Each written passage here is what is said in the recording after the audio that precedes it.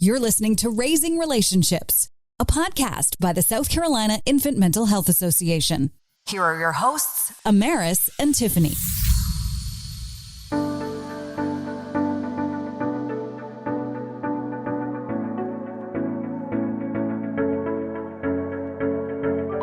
You didn't think we'd leave you hanging, did you?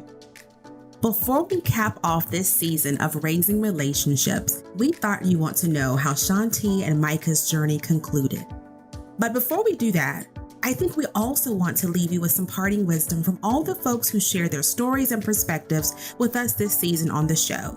Yes, for every expert we chatted with in season 1 of Raising Relationships, we asked them the same question. Essentially, what advice do you have for parents and kids?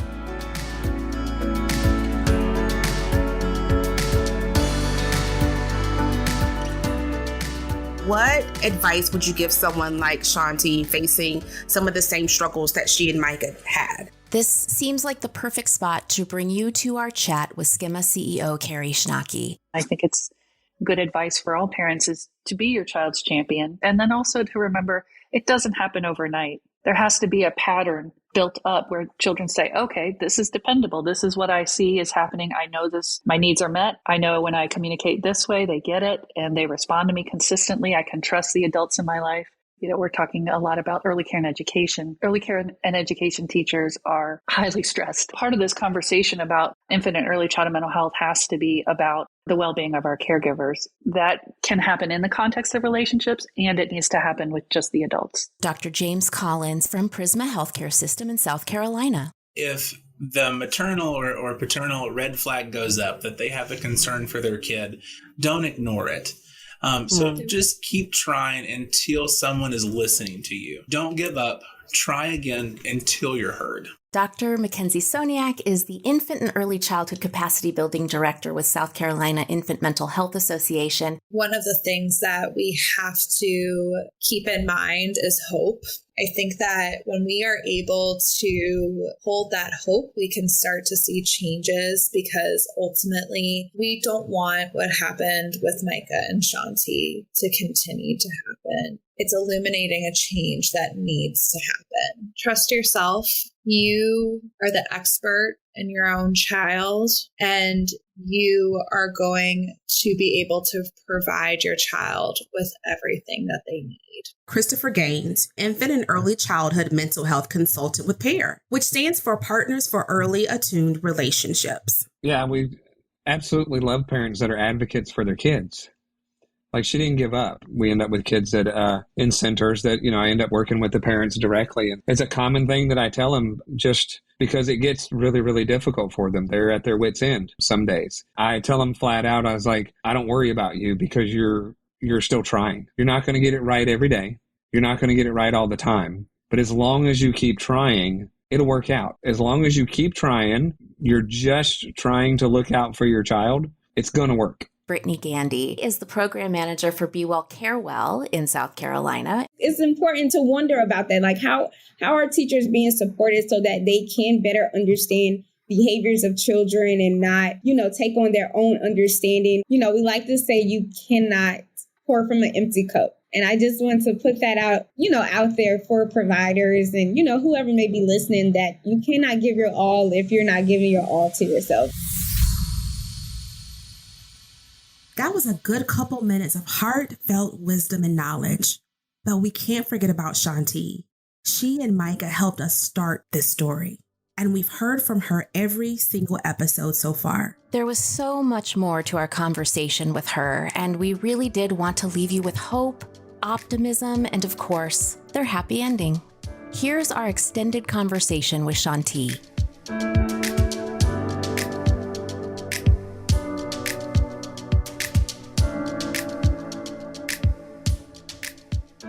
Shontee, you have said first, just beautiful story. You started out calling this yours and Micah's journey is what you called it.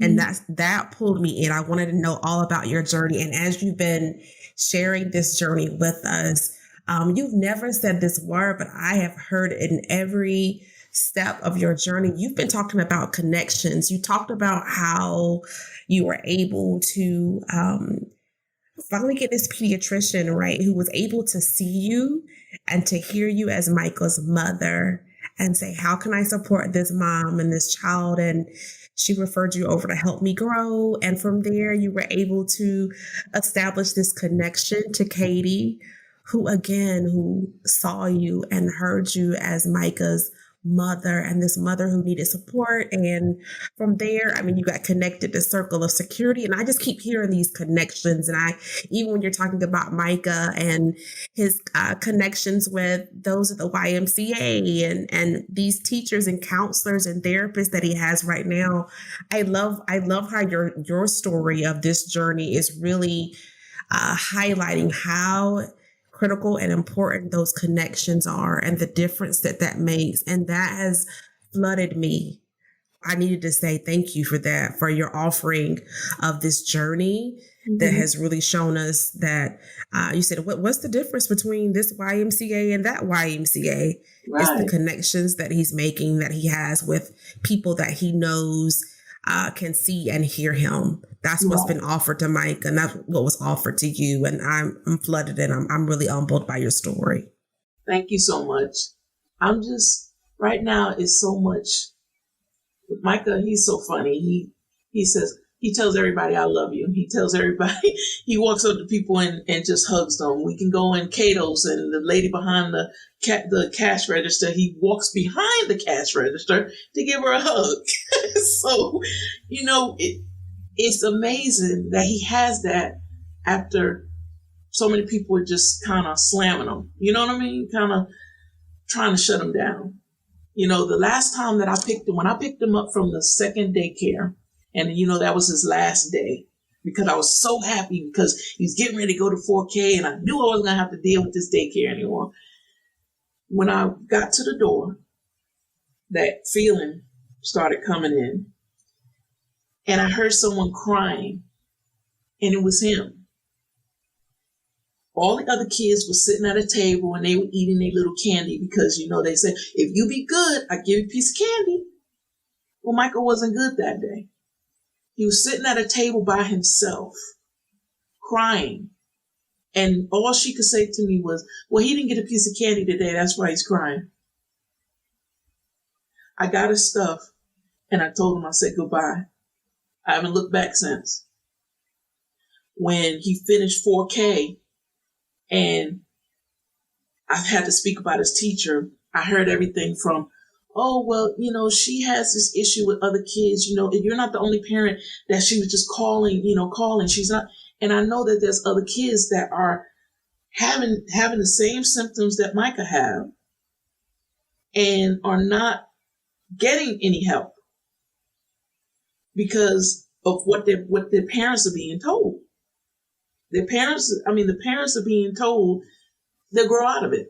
Well, and I was thinking about that too when you're talking about it, Shontee, is that, you're telling your story and talking about how the pediatrician, the teacher, all of the people that you would express concerns with, they weren't on the same page. And it sounds to me that you didn't feel heard at that point. And now it sounds like on top of that connection that you were talking about, Amaris, that these relationships surrounding him and you have hopefully helped take a little bit of the weight off. Right.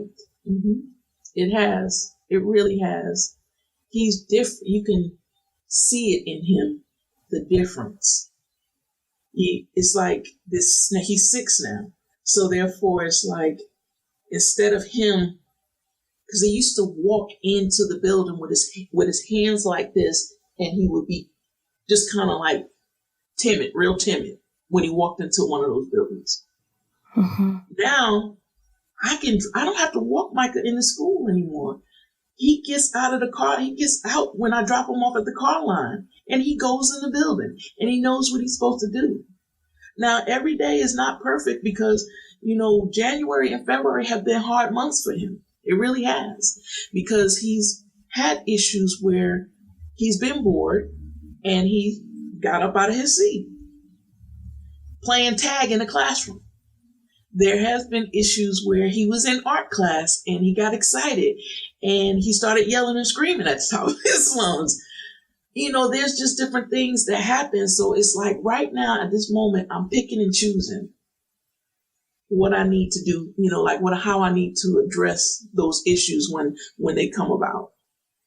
And he'll get in the car and he'll say, he doesn't tell a story, but he's connecting in ways that I didn't know that he was going to connect, because he was just, all I know to do is cry. I don't hear you. You can, Micah, calm down. He would not stop. He just constantly would just cry. And when his teacher told me that she's able to get him to listen to what she's saying, and he's not throwing a fit and disturbing the classroom, and they're not trying to get help or whatever like that, that's a big accomplishment for him. That's big. But nobody wanted to take the time to do that for him. And Shontee, you said this earlier. You said, there were other parents, of other parents who are having these similar struggles. They're seeing similar behaviors, and maybe they aren't getting the same kind of support that you yourself have been able to get for you and for Micah. So I wondered if that were me, if I was that mom sitting in front of you and you see the desperation. I love how you described it yourself, your own anxiety, right? With as a mom, not knowing what else to do. If I were that mom, what would you offer me? What would you tell me?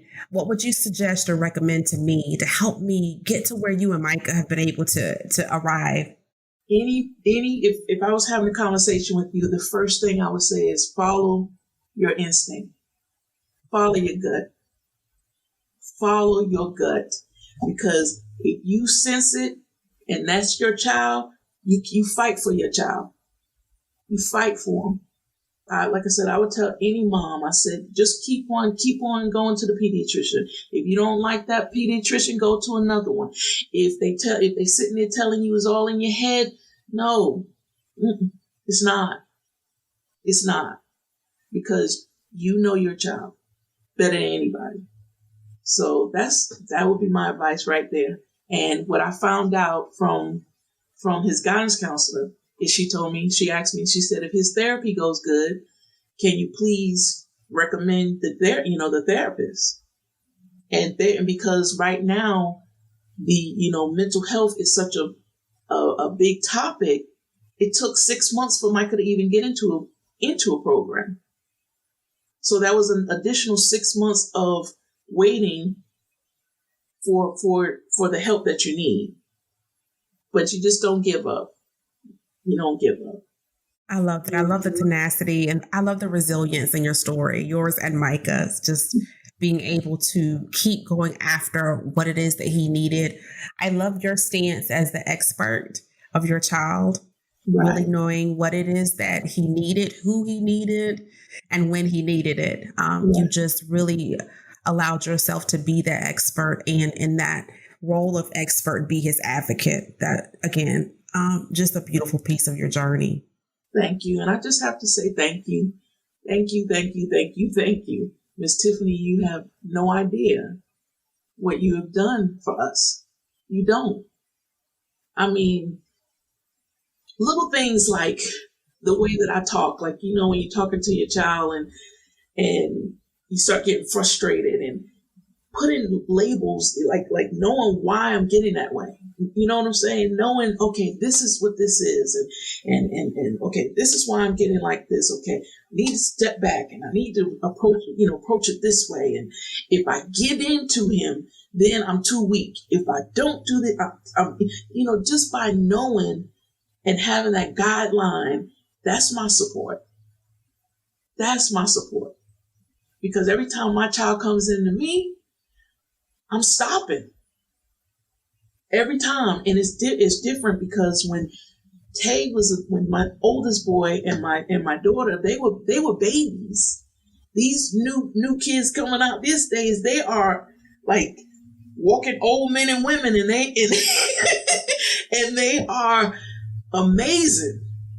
All the stuff that they know and how quickly they pick up on things. And so I had to retrain my brain on everything pertaining to Micah. And it's been interesting because I'm like, the things that I did with my first two, oh no, that was nothing compared to what I've had to do now. And so I know that we're going to continue on this journey. I know that I'm okay. I miss talking to you every week. I miss talking to you too. I miss it. But I know that if I text you, if I, just tell you, how everything is going. And if I could take that class all the time, I would take it, because it just shows you that there's a way. There's a way.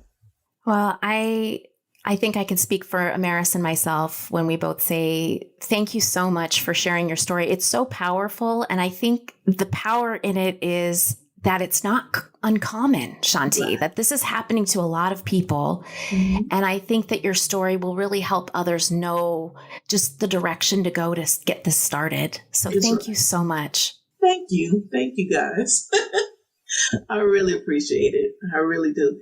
And when I'm smiling, like I said, I always smile all the time anyway. I'm just, but if it can help somebody and make their day better, and they actually have a smile on their face and they're not suffering from that anxiety that I was, where you feel like you can't breathe or you just don't want to hear any more negative stuff.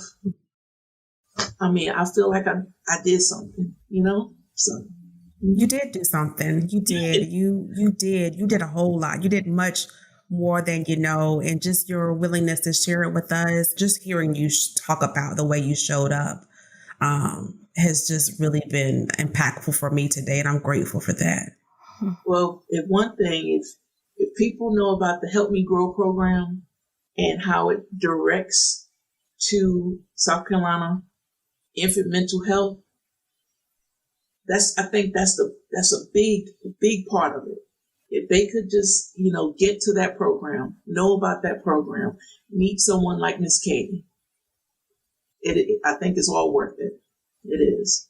They are a great starting place. Help Me Grow is a great beginning. Yes. They can help with so many different referrals and resources and support. Right.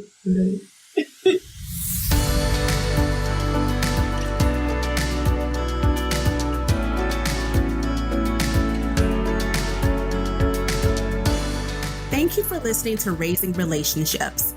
Don't forget to share the show and review it on Apple Podcasts. Raising Relationships is made possible by South Carolina Infant Mental Health Association. More information about SCIMA and other resources can be found in the show notes. Thanks for listening.